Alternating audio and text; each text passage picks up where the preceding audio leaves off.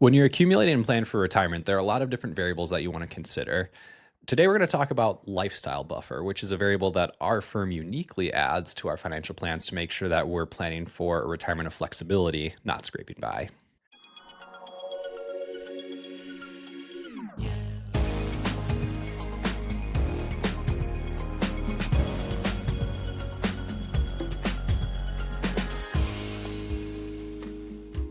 So this is our second episode on a similar topic. I guess we must be really upset by your recent Christmas parties we've been at, where people are asking us, what they need to do to retire. Which, by the way, you shouldn't ask anybody about retirement at a Christmas party. Have fun. Yeah, we get a lot. What's the market going to do? Or how much should I add to my 401k? Should I do Roth? Should I do pre-tax? And what percentage? Yeah, maybe we're going to the wrong Christmas parties. I don't know. Yeah. Anyhow.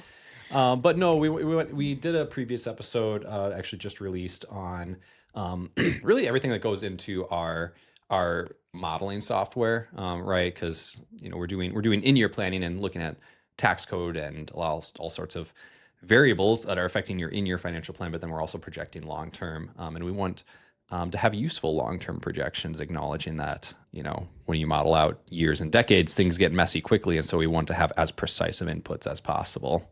Yeah, we get really specific on spending number. We look and we see what is a client spending now and what's the variance, right? It's not always the same number every single month, but what is that annual spending number?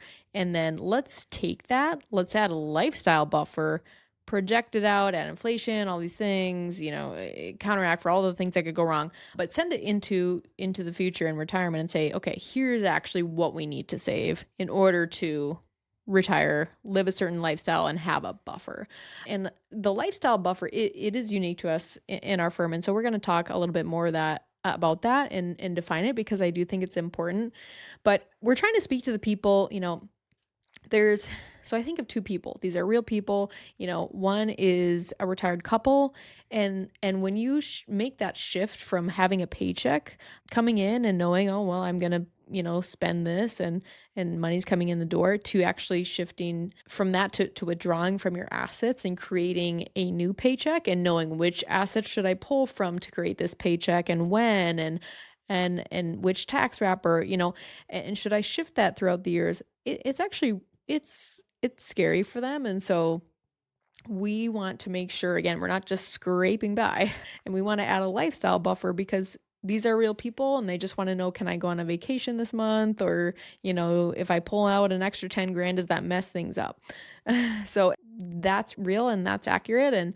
And so thinking of that person, also thinking of the young accumulator. So many people come to mind, but the young accumulator, they've got maybe a couple IRAs or Roth IRAs and the 401k, and they're logging into their Fidelity portal, and they see a calculator and they've got to put in 3 or 4 things, and it tells them you'll retire.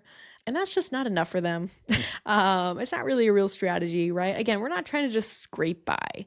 We're not trying to just make it. We're trying to make it as efficiently as we can. We're trying to maximize our outputs. We're trying to keep as much money as we can. We're trying to have it in the right tax house and distribute it well. And so these are the people that we are speaking to, because they are looking for assurance.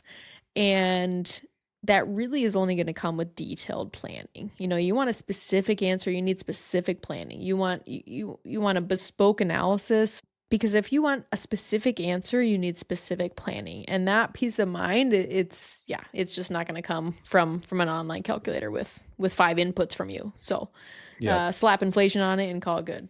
Yeah. Yeah, and I mean, so the previous episode that we referenced, we talked a lot about Monte Carlo analysis, talked about the different levers that go into it and the different types of variables that we're looking at. So assume all of that, assume that we're looking at a detailed plan. We're running a bunch of scenarios of things going wrong, of inflation being higher, of assets returning lower, of Social Security benefits being reduced or even eliminated, right? We're stress testing a bunch of bad things going wrong at the same time and seeing how your plan does.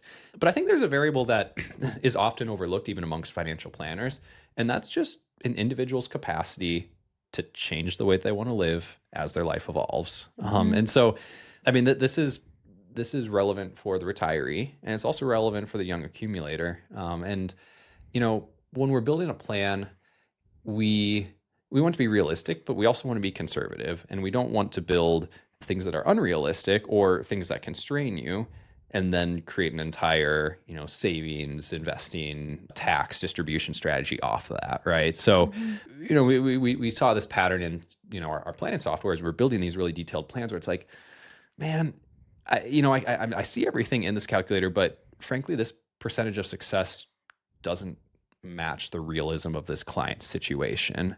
And just observing that in our modeling software over time, we determine that there's probably a gap in how we're actually modeling a client's life evolving over time. Mhm. Yes, and introduce a variable that we now have created and input in our analysis. We call it the lifestyle buffer. And this is something we think is really important when we're doing retirement analysis because again, we're not trying to just make it. We're not trying to just scrape by and use every asset that we have. And Hmm. so we want to have a lifestyle buffer. We want to be able to reach retirement and make choices out of a place of flexibility. Yeah, and so I mean, amidst all the different variables in our software, it's a relatively simple one, but we look at where you're at in your stage of life. We look at your goals. Like this isn't just a random number we pull out of the air, but when we look at you as an individual and we say, okay, how is your life expanding? You have two children and you're thinking about a third. They're ages 2 and 4, so like really you're not spending that much money on them, but you want to put them in soccer, maybe hockey. Okay, an extra 1,000 a month, right? We as life gets more complicated, and of course kids are kind of an easy example, like we have to understand that your lifestyle spend is not going to grow at the rate of inflation. That's just an unrealistic assumption.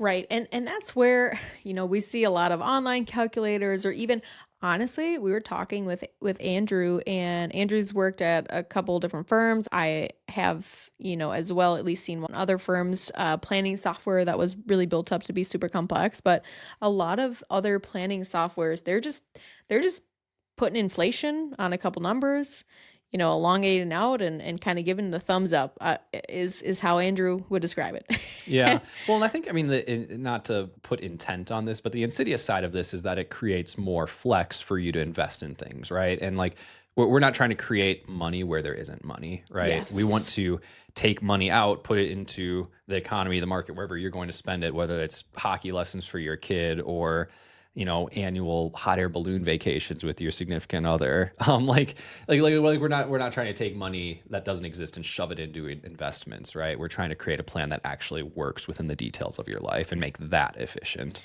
Right. And that's why we've introduced the lifestyle buffer. So we've got all these other variables that a lot of softwares don't even include, general inflation, healthcare inflation, tax change, social security running out, there's so much involved, but the reason we're doing a whole, brief episode on lifestyle buffer is because we work with real people.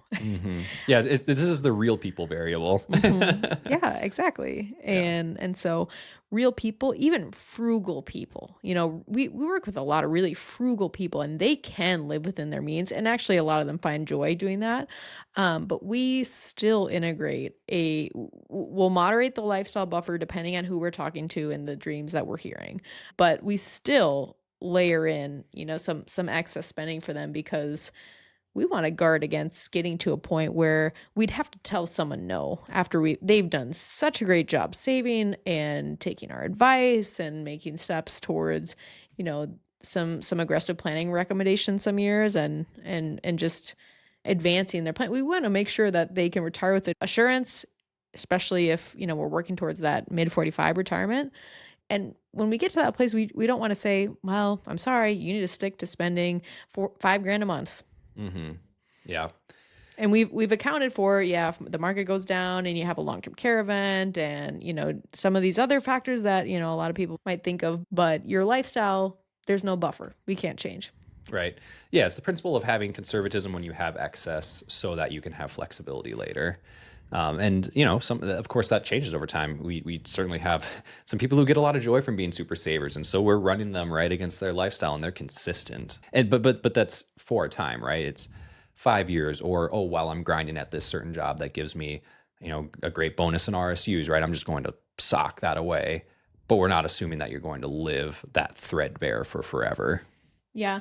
So I just bring this up because if you're working with a financial planner, hopefully they've taken you through how they're running analysis, how they're making projections, right? Because no one knows the future, but you can look at history and you can take really educated projections and run an analysis. And so understand, hey, could just ask them what variables are you including in this analysis, right? And see what they say. Hopefully it's a long list. But then also, ask them if they probably, unless they've listened to this podcast, I suppose, aren't calling something a lifestyle buffer. But now that we've described it, ask them how they are, anticipating any excess spend from you. And if they have any kind of lifestyle buffer, if you will, include it in their analysis. Yep. Yeah. Ultimately, this is to guide you toward ensuring that your financial plan has the appropriate flexibility built in for the life that you actually live as an individual and the life you desire to live 5, 10, 15 years from now. So these are real people. And I remember we were talking to a couple that they had enough money, but they kind of knew it, but they were scared to retire because they just didn't know if they could have any lifestyle change, right? Year to year. Maybe they want to take their family, on a big cruise or vacation this year. And, lifestyle changes. It's not, oh, well, I'll just take out all my assets 4% for the rest of the plan and anticipate that things will be fine. Lifestyle is dynamic, not static. And so, being able to run them through an analysis and say, hey, this is where we're going to draw from. If we need to change to this bucket, or, if this changes in the tax code, this is what we'll do. Just let us know and we will send you your paycheck. And they were able to just retire with so much peace of mind. And so this is real stuff. And accumulators too, right? They want to know they're saving in the right place and that they're saving not just enough, but that they're really saving the right amount for them. We have some really motivated people. I think of one female, she is very smart and she knows that she wants to retire at 45. And she probably wants to keep working, but she wants the ability to step back at 45 and say, hey, I'm operating out of a place of flexibility. And so we were able to say, well, here, if we adjust your lifestyle here, and then have this kind of lifestyle buffer in retirement, you can do that. We just had to shift a couple things. I mean, it wasn't as easy as that. I mean, she was a motivated saver, but it's these real people that just, they want to know and have the assurance that they can do the things they want to do at the time they want to do them. Right.